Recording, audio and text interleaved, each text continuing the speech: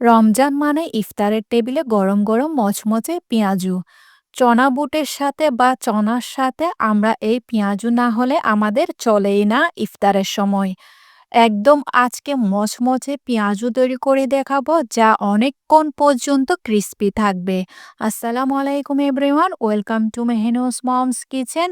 আজকে আপনাদেরকে মচমচে পেঁয়াজু তৈরি করে দেখাবো এবং ডাল বাটা সহ কিভাবে ডাল বাটা বা ডালকে পেস্ট করে ফ্রোজেন করে রাখতে পারবেন ওইটা সহ আপনাদেরকে আজকে রেসিপিতে দেখিয়ে দিব। তার জন্য ১ কাপ চানার ডাল বা বুটের ডাল নিয়ে নিলাম, হাফ কাপ দিয়ে দিলাম মসুরের ডাল, সেই সাথে দিয়ে দিলাম হাফ কাপ মুগ ডাল। এখানে আমি ৩ টি ডাল নিয়ে নিলাম, আপনারা চাইলে এখানে খেসারির ডালটাও নিতে পারেন। এবার সবগুলো ডাল একসাথে ভালো করে মিশিয়ে নিলাম। এখানে আমি ১ কাপ চনার ডাল বা ছোলার ডাল, হাফ কাপ করে মসুরের ডাল আর মুগ ডালটা নিয়ে নিলাম। ৩ প্রকার ডাল নেওয়ার কারণে পেঁয়াজুটি হয় একদম ক্রিস্পি। এবার পানি দিয়ে এটাকে সারা রাতের জন্য ভিজিয়ে রাখবো। হাতের কাছে যদি সময় না থাকে তাহলে ৩ থেকে ৪ ঘন্টা পর্যন্ত ভিজিয়ে রাখতে হবে। পরদিন সকালে ডালটা ফুলে ভিজে একদম টইটুম্বর হয়ে গিয়েছে। এবার এই ডালটাকে ভালো করে কষলে ২-৩ বার পানি পরিষ্কার করে ডালটাকে ধুয়ে নিলাম। ধুয়ে স্ট্রেনারে পানিটি ঝরিয়ে নিলাম। এবার একটি ব্লেন্ডার জারের মধ্যে এই ডালটাকে পেস্ট করে নিয়েছি। আপনাদের হাতের কাছে যদি ব্লেন্ডার জার না থাকে তাহলে পাটার মধ্যেও বেটে নিতে পারেন। দেখতেই পাচ্ছেন আমি এগুলাকে ব্লেন্ডার জারে দিয়ে পেস্ট করে নিলাম। একদম পাটায় বাটার মতো হয়েছে। এবার আপনাদেরকে কিভাবে ফ্রোজেন করে রাখতে হয় আপনাদেরকে দেখিয়ে দিলাম। একটি বক্সে পরিমাণ মতো নিয়ে নিলাম। ডাল বাটাগুলো বক্সে ভরে এভাবে রেখে দিতে পারেন। একদম পুরা মাসের জন্য যখন প্রয়োজন হয় সামান্য বের করে আপনি পেঁয়াজু তৈরি করে তেলে দিয়ে দিবেন। এবার আপনাদেরকে আমি পেঁয়াজু তৈরি করে দেখাবো। তার জন্য আমি এখানে পরিমাণ মতো ডাল বাটা নিয়ে নিয়েছি। যেহেতু পেঁয়াজু তাই পেঁয়াজটা একটু বেশিই লাগবে। বেশি পরিমাণের পেঁয়াজটাও দিয়ে নিলাম। পরিমাণ মতো আমি কাঁচামরিচ কুচিয়ে দিয়ে দিয়েছি। ঝালটা আপনাদের পছন্দ বা প্রয়োজন অনুযায়ী নিয়ে নিবেন। ফ্রেশ ধনেপাতাও প্রয়োজন অনুযায়ী দিয়ে দিয়েছি। লবণটা আপনারা টেস্ট অনুযায়ী দিয়ে দিবেন। হলুদের গুঁড়া সামান্য, মরিচের গুঁড়া সামান্য। বাস এগুলা দিয়ে মচমচে পেঁয়াজু তৈরি হয়ে যাবে। পেঁয়াজুটি মচমচে হওয়ার জন্য আরেকটি সিক্রেট ইনগ্রিডিয়েন্টস দিব, তা আমি পরে বলে দিব আপনাদেরকে। এবার পেঁয়াজ আর ভালো করে ধনেপাতার সাথে মিশিয়ে নিতে হবে। পেঁয়াজের থেকে যখন পানি ছাড়বে তখন ডালের সাথে পেঁয়াজটি মিশিয়ে নিতে হবে।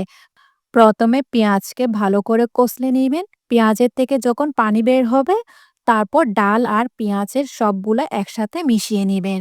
এবার সবগুলো মিশিয়ে নেওয়ার পর আপনাদেরকে বলেছিলাম আমি একটি সিক্রেট ইনগ্রিডিয়েন্টস ইউজ করব। 1/8 টিস্পুন একদম ১ চিমটি মতো বেকিং সোডা। বেকিং পাউডার নয় কিন্তু বেকিং সোডা। বেকিং সোডাটা দিয়ে ভালো করে আবার মিশিয়ে নিয়েছি।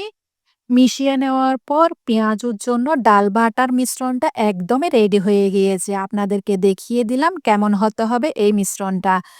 আমরা যেভাবে পেঁয়াজু তৈরি করে থাকি এই শেপটা দিতে হবে। একদম পরিমাণ মতো নিয়ে নিয়েছি। হাতের চাপটা এরকম আঙ্গুলের চাপগুলা দিয়ে দিবেন। প্রেস করে ধরে রাখবেন, আঙ্গুলের চাপটা উঠে যাবে।